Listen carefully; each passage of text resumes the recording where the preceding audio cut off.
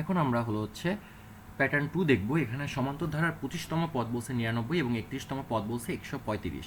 তো আমাকে বলছে ধারাটির প্রথম 40টি পদের সমষ্টি কত হবে সেটা নির্ণয় করতে। আচ্ছা, তো যেহেতু আমাকে বলছে 25তম পদ হলো 99 আর 31তম পদ হলো 135, তো আমি আগে লিখে নিই যে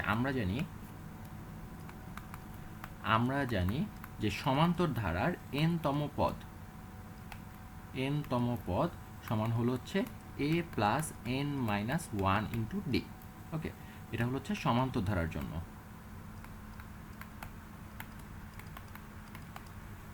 ওকে, ঠিক আছে। তাহলে এই যে দেখো n তম পদের যদি ফর্মুলা এটা হয়, তাহলে আমার 25তম পদের ফর্মুলা কি 99 হবে ইজ ইকুয়ালস টু, তাহলে আমি লিখতে পারি না যে প্রশ্ন মতে বা দেয়া আছে যেভাবে লিখি না কেন একই কথা, প্রশ্ন মতে a প্লাস 25, n এর ভ্যালু 25তম পদ 25 minus 1 into D is equals two 99। তাহলে এটাকে যদি আমরা আরেক লাইন করি তাহলে কি পাবো, a plus 24d is equals two 99। এটাকে আমরা 1নং সমীকরণ দিয়ে রাখলাম।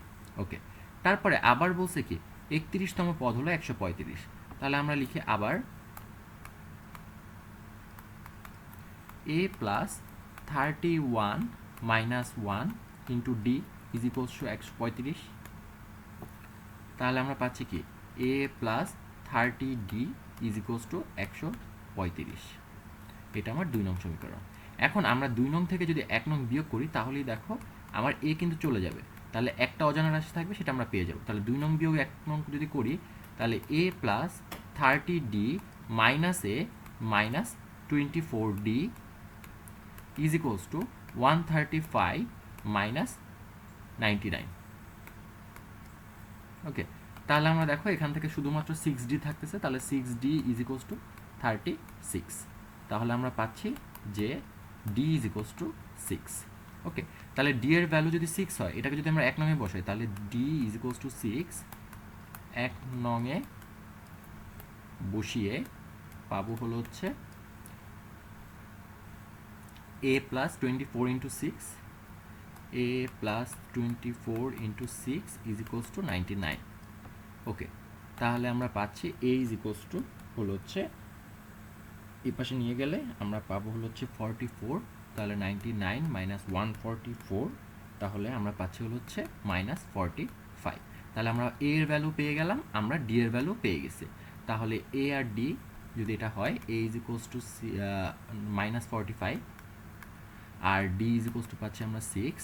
আর এখানে আমাকে বলছে 40টি পদের সমষ্টি নির্ণয় করো। ওকে, তাহলে আমরা লিখি যে প্রথম 40টি পদের সমষ্টি, সুতরাং প্রথম 40টি পদের সমষ্টি হলো s40 ইজ ইকুয়ালস টু, আমরা জানি যে ফর্মুলা হলো n/2 2a plus n minus 1 into d. Okay, তাহলে আমরা এখানে মান বসাই দিই, n এর value 40 divided by 2 into minus 45 আর এখানে পাচ্ছি আমার প্লাস 40 মাইনাস 1 ইন্টু 6।